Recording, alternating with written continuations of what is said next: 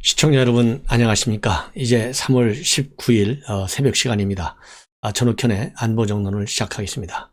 아직 잠 못 드신 분들이 많이 있으실 것 같아요. 저도 마찬가지입니다. 그래서 중요한 뉴스 여러분께 전해드리도록 하겠습니다. 먼저 이 대검의 부장회의를 열어서 한명숙 사건과 관련된 이 심리를 다시 하라. 이 박범계가 수사지휘권을 행사했어요. 그래서 대검 부장회의가 이제 결국 오늘 3월 19일 날 아침 10시에 개최됩니다. 이 얘기를 맨 먼저 분석해 드리겠는데요. 이 회의 시작은 아침 10시지만은 종료가 몇 시 될지는 모르기 때문에 미정이다 이렇게 돼 있고, 이 순서는 참석자들의 의견서 및 기록 검토. 그래서 이미 참석자들은 이 회의 내용과 관련된, 즉 한명숙 모해 의중과 관련된 이 자료를 전부 다 열람할 수 있도록 이미 조치를 해놨습니다. 그래서 참석자들의 의견서 및 기록을 검토하고 또 사안을 설명하고 토론하는 이런 순서로 진행될 예정이고요. 이 5차는 도시락으로 할 예정인 것으로 그렇게 지금 알려지고 있습니다. 그래서 내일 조남관 총장 직무대행이 주재를 하게 되죠. 그래서 이 대검 부장회의를 열어라 이렇게 박범계가 지시를 했는데, 이 공정성을 더 확보하겠다 이런 취지에서 이 고검장들 전원 참석시키겠다는 입장을 밝혔고, 이 박범계가 그러한 이 대검 차장의 의견을 수용했습니다. 그래서 왜 그러면 이 고검의 부장 검사들만 회의를 하지 않고 갑자기 왜 고검장을 했는가 궁금해 하실 텐데요. 여러분들께서 요즘은 하도 이제 검찰발 뉴스가 많아가지고 저도 사실 법조 이런 뉴스 좀 생소한 편인데, 대검에는요 부장이 7명이 있어요. 근데 이 7명 부장이 대체적으로 추미애가 전부 다 임명해서 갖다 놓은 사람들이에요. 즉 윤석열을 식물총장으로 만들기 위해서 갖다 놓은 사람들이기 때문에 이 사람들은 도의해봐야 거의 박범계가 얘기한 대로 모해 의중 혐의가 있다 이렇게 판단할 가능성이 매우 큽니다. 그래서 대검의 기조부장 반부패부장 신성식, 형사부장 이종근, 공공형사부장 이정현, 그래서 핵심 요직 3명이 애완견의 핵심들이고 윤석열 총장을 징계하는 데 앞장섰던 사람들입니다. 공판 송무부장 이 고명수는 추미애 한양대 법대 후배예요. 그러니까 볼 것도 없어요. 과학수사 이철이, 감찰부장 한동수는 조국이 갖다 앉혀놓고 나간 사람이 한동수예요. 그래서 유일하게 조동채 기조부장 정도가 윤석열 파입니다. 그러니까 7명이니까 5, 6명이 전부 친정권 코드 검사들이라고 보시면 돼요. 여기서 회의해봤자 나올 게 뻔하지 않습니까? 이거 모해 의중 혐의가 있다. 당시 수사팀들 전부 기소해야 된다. 이 의견밖에 더 나오겠어요? 8명이. 그렇기 때문에 조남관 차장 입장에서 이제 꾀를 쓴 거예요. 신의 한 수를 쓴 거예요. 그래서 이 고검장 6명, 서울의 조상철, 수원의 오인서, 대전의 강남일, 대구의 장영주, 부산의 박성진, 광주의 구본선, 이 고검장 6명인데요. 이 고검장 6명이 굉장히 중요해요. 그래서 그러면 내일 이 판결은 제가 보기에는 대검 부장들은 전부 만세를 부르는 그런 의견을 내놓을 가능성이 상당히 크고, 고검장 6명은 일종의 우리가 흔히 얘기하잖아요. 이 항명, 반란 이런 얘기를 많이 쓰는데, 이 한명숙 모해 의중 혐의에 관해서 이미 대검 차장이 주재를 해서 결론을 내렸지 않습니까? 무혐의다. 그리고 이성윤 지검장도 무혐의다 이렇게 결론을 내렸지 않습니까? 그리고 대법원에서도 유죄 판결이 내려졌어요. 그렇기 때문에 고검장들이 그동안의 회의 때 의견을 표명한 걸 보면 전반적으로 대검 차장이 얘기한 무혐의 쪽으로 이 사람들은 기울 것 같아. 그래서 이 박범계에 대한 이 반란으로 보일 수가 있지만은요, 이것은 반란이 아니고 박범계에 대한 정면적인 말하자면 이 반박이라고 볼 수 있죠. 반박. 그래서 그러면 왜 제가 이렇게 고검장들은 나름대로 대검 차장, 그다음에 중앙지검, 그리고 대법관들이 내린 결론과 같이 의견을 낼 것이다 라고 제가 한번 얘기를 해보는데, 그 이유는요, 작년 7월에 채널A 사건과 관련해서 추미애가 수사지휘권을 행사했을 때 전국 지검장, 고검장들이 일제히 이 채널A 사건과 관련된 추미애의 수사지휘권 발동은 불법이다. 그래서 절대 수용하지 말아라. 이렇게 윤석열 총장한테 건의를 한 바 있습니다. 그리고 최근에 대검 차장이 주재한, 즉 고난 대응으로서 주재한 이 고검장 회의에서도 이 정부 여당이 추진하고 있는 중수청 설치와 관련해서 이것은 마땅치 않다. 그리고 새로운 형사사법제도의 정착이 더 급하다. 그래서 사실상 중수청 설치 문제에 관해서도 반대 의견을 냈어요. 그러니까 이 고검장들의 의견이 두 차례에 걸쳐서 공개적으로 밝혀진 바 있는데, 이 두 차례에 걸쳐서 이 의견을 보면 상당히 합리주의고 법치주의 원칙에 맞는 의견을 낸 사례가 있다 이거죠. 이걸로 볼 때 오늘, 이제 내일이 아니고 오늘이죠. 날짜상으로. 오늘 열리게 되는 고검장 회의에서도 과거 두 차례의 의견을 볼 때, 그리고 고검장 하면은 검찰에서 검찰총장 다음으로 제일 높은 사람들 아니겠어요? 그야말로 대한민국 검찰이 명운을 걸고 있는 사람들인데, 이 사람들이 정권 코드에 맞는 이 결론을 내린다. 그러면 검찰 정말 없애버려야죠. 저는 그렇게 생각해요. 검찰의 존재 의의가 없어지는 거예요. 그래서 검찰의 명운이 이 고검장들한테 걸려있다. 왜냐하면 통상적으로 이것도 다수결로 결정을 한다고 합니다. 그렇지만은 다수결로 결정한다 하더라도 이것이 강제 기속력은 없어요. 그렇기 때문에 최종적인 결론은 조남관 대검 차장에게 달려 있어요. 그렇지만은 지금 명분성도 그리고 공정성도 굉장히 중요하기 때문에 다수결에서 일단 밀린 것을 갖다가 그 조남관 대검 차장이 뒤엎기라고 하는 것, 뒤엎는다고 하는 것은 굉장히 부담이 따른다. 따라서 대검에서는 7명이고 부장이 고검 6명이에요. 그러니까 도합 13명이니까 여기에다가 대검 차장 합치면 14명이잖아요. 거의 6대6, 7대7로 갈 가능성도 상당히 있어요. 그렇기 때문에 이 고검장들 한 명이라도 반란을 일으키면 다수결에서 밀릴 우려가 있다. 이렇게 지금 판단이 됩니다. 이러다 보니까요, 이 고검장, 그 다음에 부장들 회의가 투명하게 진행돼야 한다. 이런 요청들이 검찰 내부망에 지금 들끓고 있어요. 그래서 천재인 수원지검 검사도 내부망에 대검 의사 결정 과정에 공개를 주장하고 있습니다. 그래서 대법원 판결에 어떤 문제점이 있는 것인지, 그리고 검찰이 공소 유지 과정에서 무엇을 잘 못한 것인지, 또 검찰 구성으로서 알 권리가 있다고 생각한다. 법률가로서 납득할 수 있는 결론이 난 것인지도 알아야 하게 되겠다. 이런 입장문을 발표했어요. 그래서 이러한 천재인 검사의 의견에 대해서 댓글이 100여 개 이상이 지금 달리고 있고요. 그 다음에 대검 검찰 개혁을 위원을 지낸 김종민 변호사도 페북을 통해서 대법에서 유죄 확정된 사건이고 두 차례나 법무장관 지휘권이 발동된 사건이라 밀실에서 대검 부장들끼리 논의해 다수결로 결정할 일은 아니다. 검찰 내부 통신망으로 생중계해서 한 점의 의혹이 남지 않도록 투명하게 처리해야 한다. 이렇게 목소리가 지금 나오고 있습니다. 그런데 지금 현재 내규를 보면요, 대검 예규를 보면 공개는 불가능하게 되어 있다고 합니다. 대검 예규에 뭐라고 되어 있느냐? 합리적 의사결정을 위한 협의체 등 운영에 관한 지침 제23조 심의 비공개에 따르면 각 협의체의 참석자 명단과 심의 내용 및 결과는 외부에 공개하지 아니한다. 이렇게 되어 있다고 그래요. 그렇지만은 또 다른 해석이 있어요. 뭐라고 되어 있냐면 인권보호를 위한 수사공부준칙 제10조 예외적 공개가 규정되어 있는데, 여기에 보면 오보 또는 추측성 보도를 방지할 경우를 근거로 해서 검찰 내부에는 할 수 있지 않냐는 주장도 나오고 있다고 합니다. 그렇지만 인권침해 소지 또는 피의 사실 공표 위반 가능성이 있기 때문에 상당히 신중하게 인권보호를 위한 수사공부준칙 가운데 오보 또는 추측성 보도 방지 판단이 상당히 어렵다는 얘기도 나옵니다. 따라서 전현직 검사에 대한 기소 여부 등 논의 결과 역시 대검이 발표하기는 규정상 불가한 만큼 이 박범계 법무장관 측에서 결과를 발표하는 것이 옳지 않느냐, 이런 주장까지도 나오고 있는 상황입니다. 그래서 일단 1차적으로 지금 현재 내일 오늘 열리게 되는 이 대검 이 회의 내용, 사실상 공개는 그야말로 그대로 이 공개는 어렵지만은 지난번에 작년 7월에 그리고 이번 3월 달에 이 고검장 회의 내용이 언론에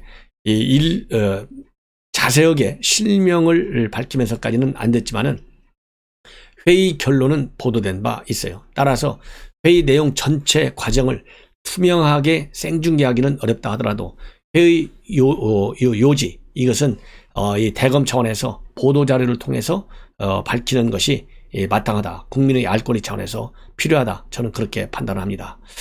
그리고 또 하나 이 박범계의 이런 수사지휘권 행사가 잘못됐다. 그래서 이 강력히 반발하고 있는 변호사가 있어요. 바로 지난번에 윤석열 행정소송을 할 때 변호인으로 활동했던 이완구 변호사가 대검 부장회의는 그 자체가 사건에 대한 결정권이 없다. 이렇게 반박하고 나섰습니다. 뭐라고 되어 있냐면은 이 주장의 근거는 바로 그것입니다. 대검 부장회의는 그 사건에 관해 결정을 할 수 없고 법적 근거도 없다. 이렇게 주장하고 있는데요.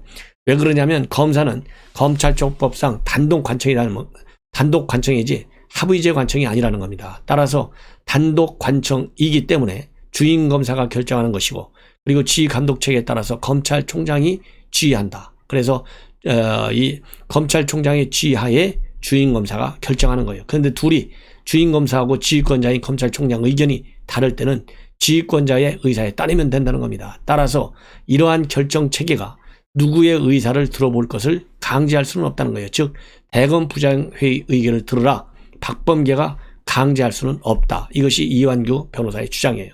따라서 대검에서 전문수사 자문단이나 대검 부장의 의견을 들어볼 수 있도록 제도는 만들고 있으나 이것은 임의적 규정에 불과하다는 것이죠.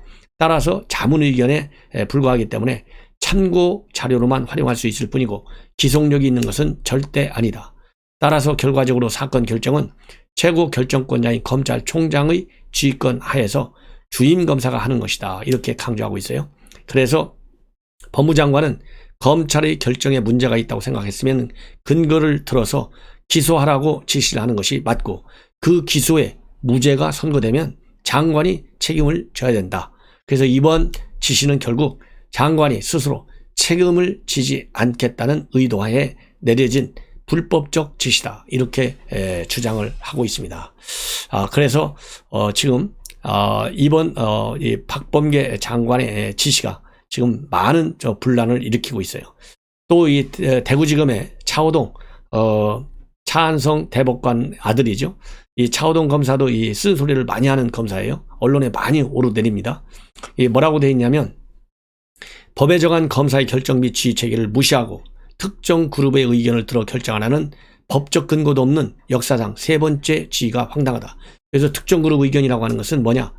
여러분들 잘 아시잖아요. 이문정이 또 이 한동수 감찰부장 이런 사람들 의견을 들으라 이렇게 박범계가 지시를 했지 않습니까? 그래서 특정 그룹 의견을 들으라는 것은 불법이다 이런 얘기예요. 그래서 차라리 당당하게 근거를 제시하며 기소 지시를 하고 결과에 책임을 지든지 앞으로 사건 결정은 부장님과 제가 하지 않고 옆부 검사님들 의견에 따라야 하나 보다 이렇게 지금 비꼬고 있어요.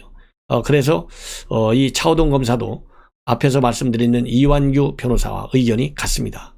예, 그리고 또 이 박철환 대구지검의 안동지청장 이미 임연구간이 내부 이 논의 과정을 말하지만 공무상 기밀을 누설했다. 그래서 징계를 해라. 또 수사도 해라. 이렇게 주장한 사람이 박철환 대구지검 안동지청장인데요. 이 박철환 검사도 댓글을 달아서 수사지휘서를 보니까 수사지휘 필요 사유 중 하나로 자의적 사건 배당이 있는데 장관님이 수사지휘권을 통해 검찰총장의 사건 배당에 개입하는 것이 옳은 일인지 의문이 간다. 이렇게 비판하고 있어요. 그러면서 주임 검사와 검찰총장 대행이 일치된 의견으로 결정한 사건에 대해서 대검 지침인 합리적 의사결정을 위한 협의체 운영 지침에 따른 절차를 밟지 않았다는 이유로 장관이 수사지휘를 하는 것이 과연 옳으냐? 틀리다는 거죠. 언제부터 이 지침에 따른 의사결정이 수사지휘권 행사의 적법성 요건이 됐냐? 이렇게 정말 강력히 비판하고 있어요. 그러면서 정치적 이슈가 된 사건에 대해 현역 국회의원인 법무부 장관이 수사지휘권을 통해 개입할 경우 누가 검찰의 결정이 법과 증거원칙, 기소기준에 따른 순전한 법적 결정이라고 신뢰를 보낼 수 있겠느냐? 이렇게 해서 강력히 지금 박범계 장관의 수사지휘권 행사를 비판하고 있습니다. 이런 것만 보더라도요, 지금 검찰에서 지난번에 윤석열 총장에 대한 징계 국면과 처럼 그렇게 연판장을 돌릴 정도의 그런 분란까지는 아직 이르지 않고 있지만은 검찰 내부가 부글부글 끓어오르고 있음을 여러분들께서 충분히 짐작하실 거라 생각을 합니다. 이러다 보니까요, 국민의힘 측에서 이 법사위 소속 국민의힘 의원들이 18일 어제 성명을 발표했습니다. 이 수사지휘권을 발동한 것은 직권남용이다. 그래서 직권남용이다. 왜냐? 대검과 서울중앙지검 모두 무혐의 처벌을 내렸음에도 불구하고 무리한 수사지휘권을 발동한 것은 사실상 기소하라는 지시를 내린 것과 맞다.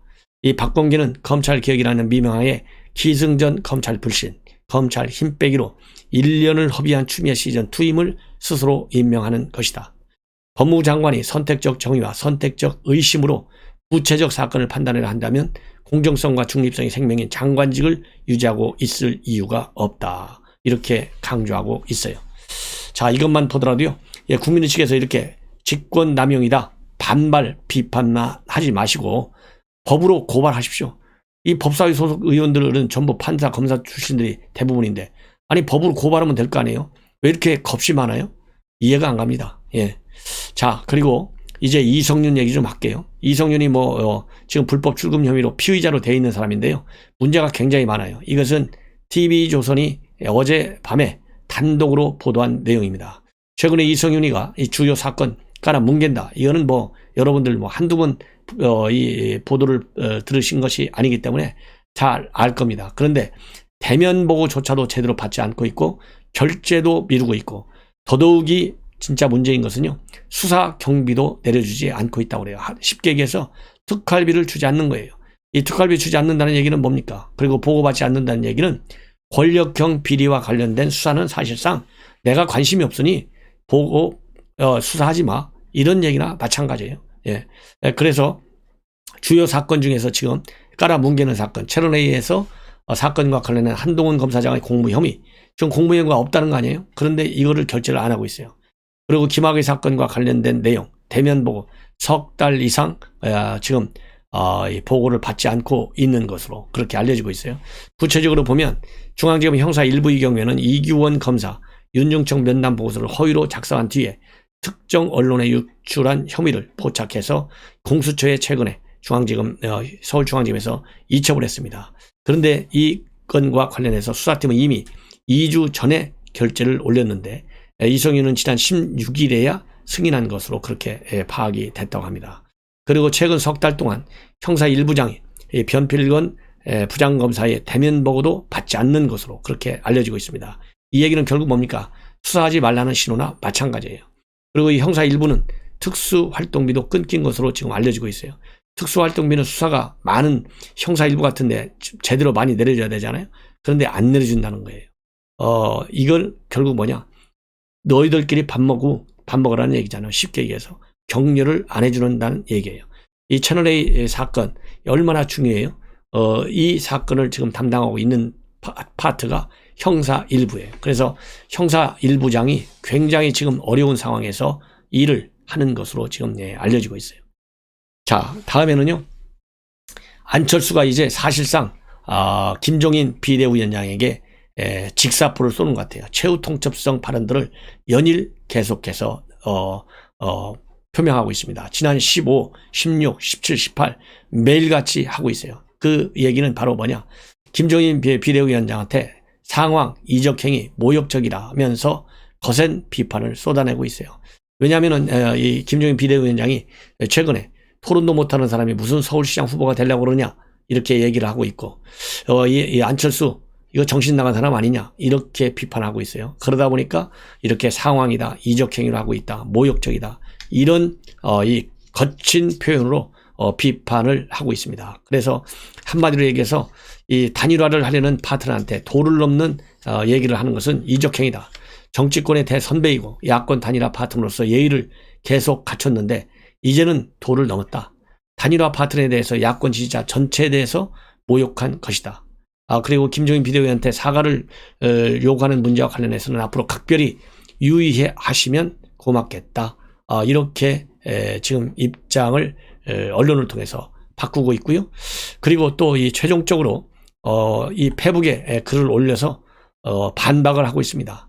산 넘어 산입니다. 제가 단일화를 위해 오세훈 후보의 제안을 전격 수용하고 오 후보도 제 수용을 환영한다고 해서 막판 단일화를 기대했는데 만나보면 영 당판이다. 단판입니다. 예, 이렇게 지금 비판하고 있고요.